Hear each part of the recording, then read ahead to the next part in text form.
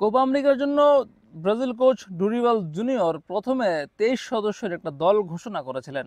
সেই দলের জায়গা হয়নি ব্রাজিলের সবচেয়ে বড় ফুটবলার নেইমার জুনিয়রের। ইনজুরির কারণে এই মুহূর্তে নেইমার জুনিয়র ম্যাচের বাইরে রয়েছেন। তিনি এখনো পর্যন্ত নিজেকে খেলার মতো ফিট অবস্থায় নিয়ে আসতে পারেননি, যার কারণে তাকে রাখা হয়নি। তবে যেহেতু কোপা আমেরিকার স্কোয়াডটা হয় 26 জনের এবং সেখানে ব্রাজিল কোচ দল ঘোষণা করেছিলেন 23 জনের, 3টা জায়গা তিনি খালি রেখেছিলেন। সেই খালি জায়গাতে নেইমার জুনিয়র আসতে পারেন এমন একটা সম্ভাবনা তৈরি হয়েছিল, কিন্তু শেষ পর্যন্ত সেটাও হলো না। ব্রাজিল কোচ ডুরিবাল জুনিয়র ওই 3টা পজিশনের জন্য নতুন করে প্লেয়ার ঘোষণা করেছেন। তারা হচ্ছেন পেপে, ব্রেমার এবং অ্যাডারসন, যিনি আটলান্টাতে মিডফিল্ডার হিসেবে খেলছেন।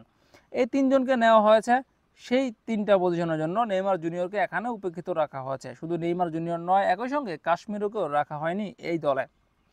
নেইমার জুনিয়রের তাই আসছে কোপা আমেরিকার খেলা হচ্ছে না, অর্থাৎ নেইমার হয়তোবা তার ক্যারিয়ারটা শেষ করতে যাচ্ছে কোপা আমেরিকা শিরোপা ছাড়াই।